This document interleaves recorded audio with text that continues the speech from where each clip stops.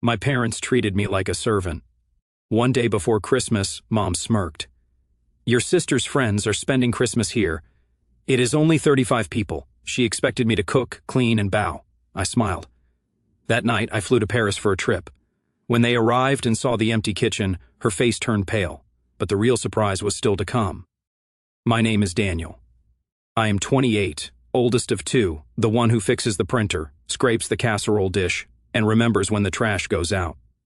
I work front of house at a hotel, schedules, events, seating charts. I like lists with boxes I can tick, drawers that close all the way, and receipts that match what I actually bought. If you ask my parents, I am dependable. If you ask me, I am the person who keeps the lights on while everyone else enjoys the room. My sister, Laya, is 24. She is the glitter, creative, airy, meant for big things. She texts in exclamation points and never plugs in a phone charger all the way. We grew up in a small, loud house where help meant I did it and family meant I paid for it. Laya always had an audience. I always had a dish towel. When we were kids and Mom had people over, I set out plates and wiped fingerprints off the fridge while Leia tried on outfits in my parents' room and appeared at the last minute for a show. When I got my first job, Dad charged me $150 for the house. When Leia got hers, Mom said, "Just focus on your dreams. December is busy at the hotel. We do a dozen office parties and 2 charity galas. My December is a spreadsheet with color-coded blocks and a break penciled in like a joke. This year, I circled one day, December 24th, because it was mine. I had saved 3 paid time off days back to back for the first time ever. I wanted quiet. I wanted to wake up without a list. One day before Christmas, I stopped by my parents' place with a tin of cookies from the hotel bakery. Mom was in the kitchen wearing her hosting is my cardio sweatshirt. Dad had a football game on mute. Laya was on the couch, bare feet tucked under her, scrolling. Mom greeted me with that bright tone she uses when there is already a plan. "Oh, perfect timing," she said. "Your sister's friends are spending Christmas here. Only 35 people." I laughed because sometimes the only sound you can make is a mistake. 35. Leia beamed without looking up. "It is basically my whole creative cohort plus, and once," she said, "vibes." Mom started pulling out the big roasting pan. "We will do stations," she said. "Grazing board, carving, dessert. You can do the timeline." "Me?" I said, like I was a guest in this conversation. "Obviously you," Dad said, eyes on the screen. "You are good at this." Mom was already listing. "We need chairs. We need extra ice. We need a vegetarian option. You will handle the turkey, the ham, the salmon. Oh, ask your hotel if you can borrow chafers. And Leia needs a mocktail bar. And there is a gluten-free person."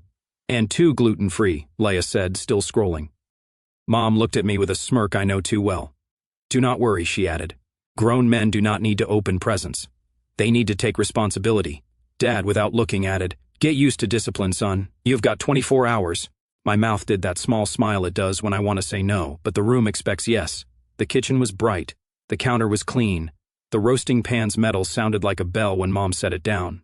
I glanced at the fridge where Mom had stuck a sticky note that said menu and a blank under it like a dare. I could feel a list trying to crawl into my head and sit down. 35, I repeated. "Only," Mom said.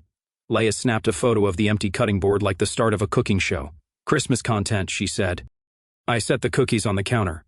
I took a breath I hoped nobody could hear. And I said very quietly, "Got it." I did not argue. Not there, not then. I walked to the sink and ran the water and watched it turn hot. The faucet hissed like a secret. The trigger was not a shout, it was that smirk. It was only 35. It was the way my name had already been written on a blank menu in a house where I did not live. I dried my hands on a towel that always smells like lemon cleaner and put the cookies in the pantry. Nobody asked me what I wanted for Christmas. They never do. Someone should have. The job title at the hotel says Assistant Event Manager. In my family, it translates to free labor with a smile. It started small. I plated deviled eggs when I was 12 because you are neat with your hands. By 16, I was grilling for 20 because you are good with timing. By 20, I was the one who knew where Mom kept the extra tablecloths and how to wedge a folding table so it did not wobble. "You are a natural," Mom would say, like she discovered me. Money always showed up with a new name. Dad called it discipline when he took $150 from my part-time paycheck for room and board. Mom called it helping when she added me to the family phone plan and then forgot to switch her card back after I paid 2 months in a row. Leia called it energy when she texted, "Can you spot me $83? The universe will return it." The universe never did. There were scenes that live in my head like reruns. Senior year. My graduation party was combined with Laya's early portfolio showing. I set up lights, hauled ice, and got told to move my own cake to make room for her ring light. When I got a promotion at the hotel, I brought champagne. Mom reached past the bottle and said, "Oh good. You can finally buy those new dining chairs." We did. I paid. Dad said, "A man provides," like furniture was a test I had been told about too late. The family group chat is a beehive for assignments. Daniel, can you pick up Aunt Ray at 4 o'clock? Daniel, Costco run. Daniel, table for 12. I learned to answer with a thumbs up or not at all. When I did not respond, Mom would text, "Do not be cold," and then call the hotel, just popping by, and ask my manager to remind me about our big family weekend. My manager would smile politely and bring me the message like it was a flower with a thorn. Leia floated through it all like a balloon. She soft-launched 3 businesses and hard-launched none, a candle brand, pop-up brunches, a podcast that was mostly mood boards. She got gifted a leased sport utility vehicle because safety and cried when Dad said she had to pay insurance. "It is predatory," she said. I watched Dad turn predatory into a story about how the world is unfair to artists. He told me to make room. Make room for what? For whom? For the version of my sister that exists only in captions. Last Christmas I cooked for 18 because Grandma cannot do it anymore. I wrote a shopping list, paid for extras that became the rule, and sliced my thumb when the good knife met the bad angle. Mom dabbed at the blood with a dish towel and said, "Are you okay?" She did not slow down. None of us did. We served at 5 o'clock. In March, Leia hosted a vision brunch for 12 and borrowed my hotel discount to rent chafers. "You can bring them," she said. "You know how to set them up." After she posted a photo with my hands in the frame and wrote, "Grateful for community," I got 2 texts from strangers asking if I catered. I wrote back no and got a 3rd text from Mom. We could make a business of this. April was the rent conversation. "Stop wasting money," Dad said. "Move back home. Save." He said save like it meant the same thing to everyone. Our house had 1 bathroom and 3 people who never knocked.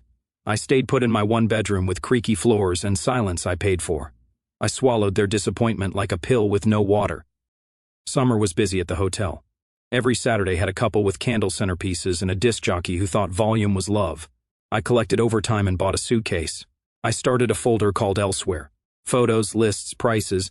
Not because I hate my family, because I wanted to know what it felt like to be in a room where nobody knew my last name. By fall, Mom's asks turned from "can you" to "you will." She sent a Google sheet titled Christmas Plan. The first line was not who is coming, it was menu Daniel, under budget. She wrote, "We will discuss. That means you will pay and we will forget." Then the only 35 landed. Laya's friends, Laya's people. People with names like Forrest and Aria and Sage, and 1 guy who goes by initials. Mom listed out a wish list like a Pinterest board with a heartbeat. "Just think how nice it will look," she said. "We will need rental chairs, 35 tablecloths, 7 extra plates. You can borrow from the hotel. No one will notice." I said, "They will." She waved it off. "It is the season."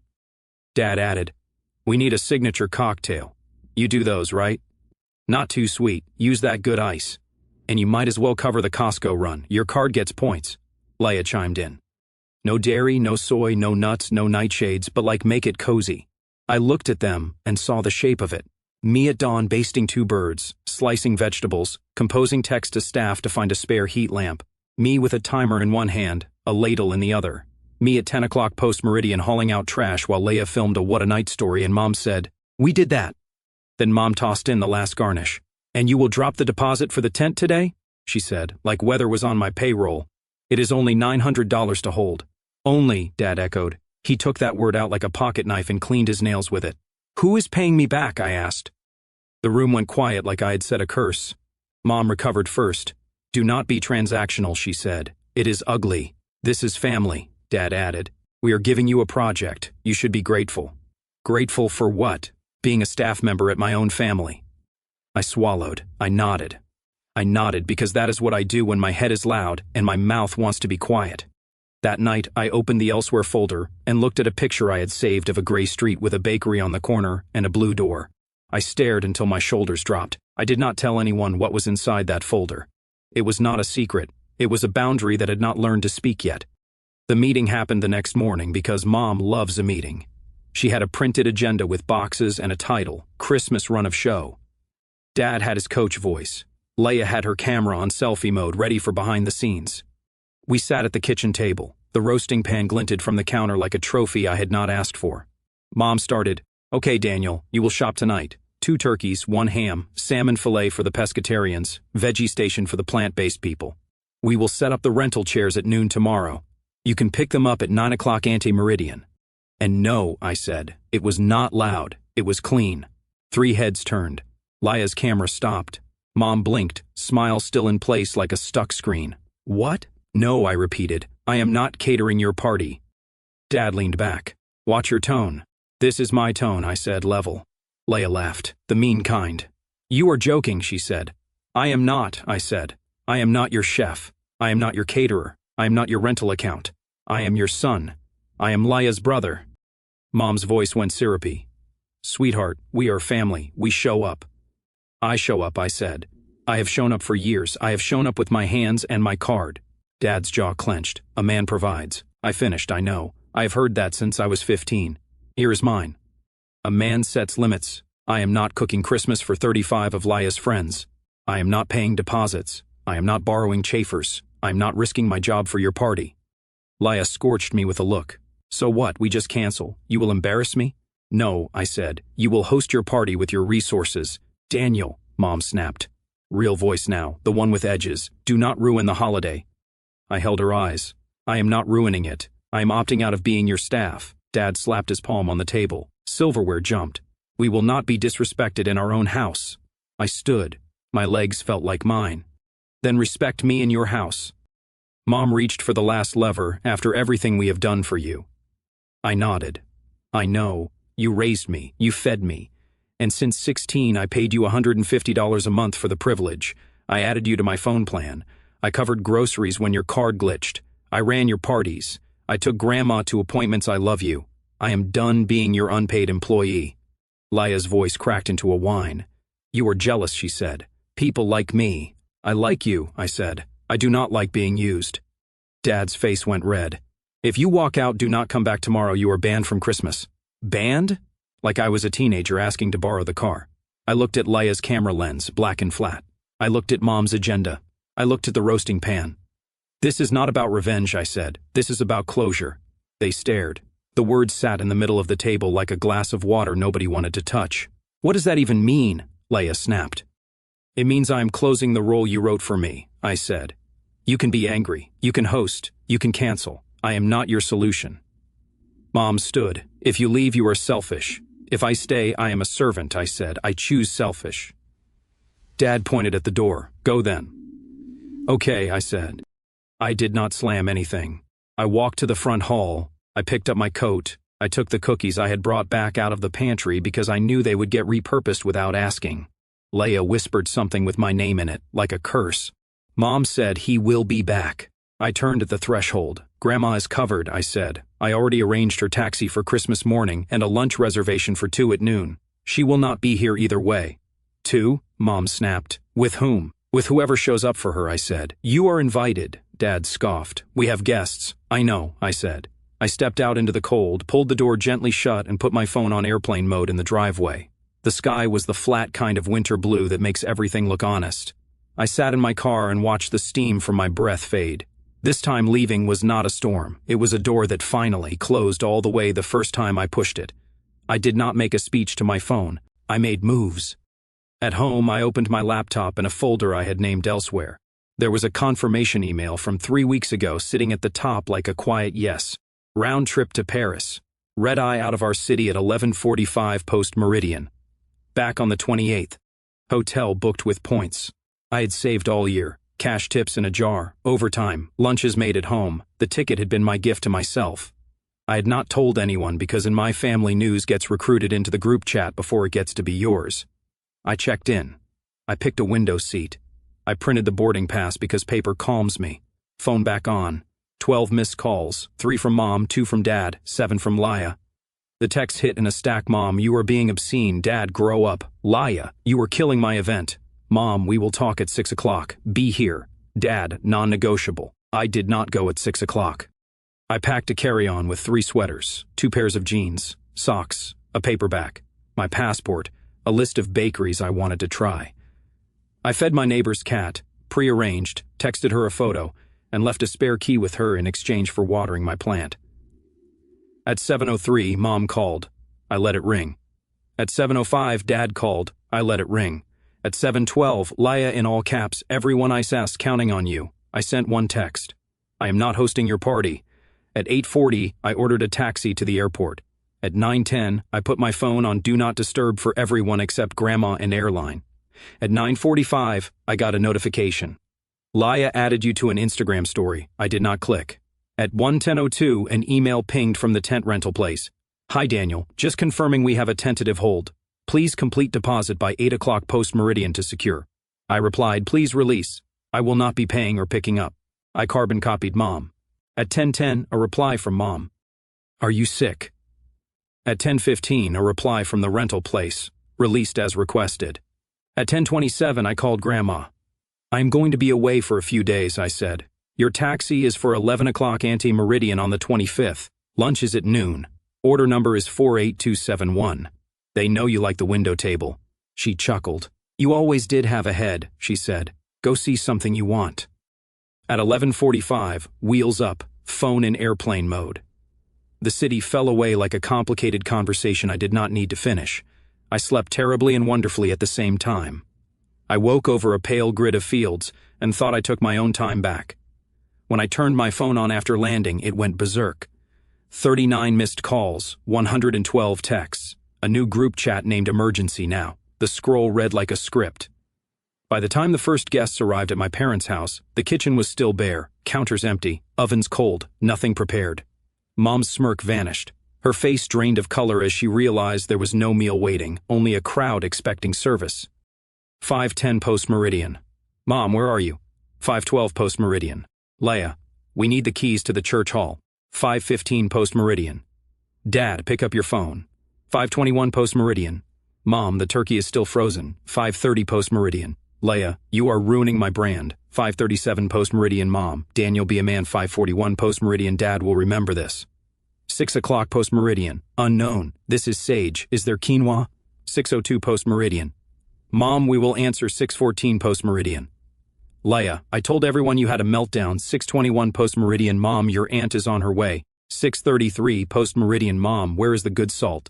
6:34 post-meridian. Leia, we need ice. 6:35 post-meridian. Mom, we need ice. 6:40 post-meridian. Dad, stubborn. 6:46 post-meridian. Mom, we found rice. 6:52 post-meridian. Leia, our oven is slow. 7:10 post-meridian. Mom, guests are arriving. Message after message kept proving the same truth. The kitchen they counted on me to fill had stayed empty, and every missing dish turned into another frantic text. 7:14 post-meridian. Mom, where is the carving knife? I stared at that last one for a long second and then put my phone down on the tiny hotel desk. Outside my window, a street moved like a quiet thought. I put on a coat and went to find a bakery that appeared in 5 different blog posts as nothing special, but good. The line moved fast. The woman handed me a bag and said something I did not catch. I said, merci. The one word I had in me. Back in my room, another stack. 7:30 post-meridian. Leia, there is no mocktail. 7:30 to 2 post-meridian. Mom, the gluten-free person brought bread. 7:40 post-meridian. Dad, we are out of plates. 7:40 to 1 post-meridian. Mom, where is the good salt? I typed, my kitchen does not have the good salt. I took it home months ago, deleted it. Better to not crack the door. At 8:12 post-meridian, a single text from Grandma. Taxi scheduled. Thank you. At 9:03 post-meridian, the tone shifted. Mom, you are banned from New Year's until you apologize. Dad, you pay your share or you are cut off. Leia, you are dead to me. Cut off from what? The unpaid internship I have held in their lives. I ate warm bread and fell asleep at 9:40 like a person who had not slept in weeks. Morning, Christmas, quiet streets, gray sky, a church bell somewhere I did not belong to. I made coffee that tasted like a burnt idea and walked along a river. Nobody knew me. Nobody asked for ice. At noon, Grandma sent a photo. Her with a paper crown from a Christmas cracker sitting by a window with a plate of roasted chicken and potatoes next to her. Aunt Ray with the same crown, smiling. Caption, good, warm. I smiled so hard my face hurt. Afternoon. I took inventory like I do after events, but this time the inventory was mine. Family plan. I logged in, paid the current balance, scheduled a split for the end of the cycle. My line only. I texted Mom and Leia links to transfer lines to their own accounts by the 31st. Streaming, changed passwords, logged out of all devices. Wholesale club. Removed the household add-on. Grocery app. Deleted saved addresses other than mine. Removed my card, bank. Moved my savings to a new bank with a two-factor login and a name nobody knows. Credit freeze with all 3 bureaus. Pins in a place my family never checks. Mail. Set up informed delivery and a hold for 5 days. House keys. The spare I had given Mom last year went missing. I scheduled a locksmith for my place on the 29th. New locks, new codes. I was not punishing. I was cleaning. I was turning off the taps only I had turned on. At 2:40 post-meridian, Mom tried soft. "We can reset after the holiday," she wrote. "Just admit you were dramatic." I typed back, "I am not resetting to being your staff." She replied with a single word, "Ungrateful." At 3:12 post-meridian, Leia posted a story of people in Christmas sweaters in our parents' living room eating something that looked like rice with cranberry sauce. Caption: "We made it work. Good. They should learn how." At 5 o'clock post-meridian, Dad finally said the real part. Equity line, he wrote. "We need to talk about tapping your savings for family needs. You are being selfish." I put my phone face down and stared at the patterned hotel wallpaper until the room stopped spinning. Then I wrote 3 sentences. "I am not your emergency fund. I will help Grandma directly. Everything else is no." He sent back, "We will not forget this. Me either." On the 26th, I sat in a cafe and opened my email. There was an offer from our European partner hotel. A 3-month assignment starting late January, housing provided, stipend, a chance to learn their systems. I had applied in October at 2 o'clock ante-meridian, and then told myself it was a daydream. Human Resources had sent the offer on the 23rd. I had not seen it. I accepted. New start date, January 23rd, Paris, but not a vacation. Work. A door I chose. I texted my landlord when I got back to my room. Notice given. I messaged Mike from work. "Can you store 2 boxes?" He sent back a thumbs up and a question. "Are you okay?" I wrote, "Better than okay." On the 27th, I flew home. At baggage claim, my phone caught a final batch. "Mom, so you are really doing this?" "Dad, Paris, childish." "Leia, no one will help me move in January, Grandma. Bring me a magnet." I put my phone in my pocket and smiled. A magnet I could do. Back at my apartment, I made a list and taped it to the fridge. Exit. 1 column for accounts, 1 for dates, 1 for done. I started checking boxes. The real surprise was not Paris. It was that the part of me they counted on, silent, useful, available, did not come back with me. January cooled everything down. People get tired of being loud. Mom tried one more time with, "We can fix this if you sign a family agreement," and I answered, "No." Dad sent a link to a storage unit and wrote, "We need space at your place." And I answered, "My lease, since the 20th. Leia texted, "Last chance to support my launch," and I sent a screenshot of my calendar with a little airplane icon. I moved in small trips, 2 boxes to Mike, 1 suitcase to my parents' doorstep for Grandma, Paris magnet with a note with my new number, and the hours I would be awake her time. I rang the bell and left before Mom could open the door. On my last night in my apartment, I made pasta and ate it on the floor because the chairs were already gone. I wrote a list on a sticky note and stuck it in my passport. I will help Grandma directly. I will not co-sign feelings. I will not be the family's unpaid staff. I will not call control love. I will answer when I mean yes. I will say no without essays. At the airport, my phone buzzed. "Mom, are you proud of yourself?" I wrote, "I am proud I stopped lying." She sent, "To whom?" I wrote, "To myself." In Paris, my room is small and the radiator clicks and the window looks at a slice of sky. I walk to work. I count dogs on the way. I learn how the elevators here always pause before they remember you. I make coffee on a hot plate and toast bread until it is almost burned because that is how I like it. I answer my phone when Grandma calls. I send her photos of bridges and pigeons. I ignore the group chat until the phone quiets on its own. People keep asking for a moral. I do not have a sentence for everyone. I have a sentence for me. I did not escape. I closed the door I had been holding open for years because I thought that is what good sons do. The party went on without me. Good, it should, it is theirs. So is the cleanup. I am not a servant. I am not a wallet. I am not stock for other people's seasons. My name is Daniel. I am 28. I booked the trip. I took it. I took the job. I took my life back in small, boring, permanent ways. When I fly home someday, I will bring Grandma another magnet. I will bring myself back to a house where the kitchen is empty until I decide to cook. And if someone says only 35, I will smile and say the smallest, clearest word I own: no. As I settle into this cozy little apartment in Paris, with the radiator humming softly and the city lights twinkling beyond my window, I finally let the emotions I've been carrying settle too. It's New Year's Eve, and for the first time, I'm greeting the year without a single obligation pulling at me. No frantic group chats, no last-minute errands, no quiet resentment building in my chest. What surprises me most is how light I feel. Not triumphant, not bitter, just free. That moment in the kitchen when the weight of only 35 hit me like a final straw wasn't about anger exploding. It was a quiet unraveling of years spent confusing love with endless giving. I grieved, briefly and deeply, for the family dynamic I had clung to, the one where my worth was tied to how seamlessly I made everyone else's life easier. Saying no felt like betraying them at first, but now I see it as the kindest thing I've ever done for myself, and maybe, in time, for them too. There's sorrow here, yes, for the closeness we might have had if boundaries had been respected sooner. I miss the idea of us, the warmth I always chased by overfunctioning, but beneath that sorrow runs a steady current of relief, almost joy. Waking up each morning without a mental checklist of other people's needs feels like breathing clean air after years in a stuffy room. Choosing this path, cutting the financial ties, moving across an ocean, building a life on my own terms, has shown me that peace isn't selfish, it's essential. I don't carry hate, I carry love, but a healthier version now. One that includes me. Grandma's messages and photos keep a gentle thread connected, and that's enough. The rest? They've had to face the consequences of their expectations, and perhaps that's the gift. They're learning to stand on their own. In this new chapter, I'm discovering who I am when I'm not the fixer, the provider, the yes man. Turns out, I'm someone who savors quiet mornings, who walks without purpose just to feel the ground under my feet, who says no without apology and yes only when it lights something inside. I'm proud, not of causing chaos, but of ending my part in it.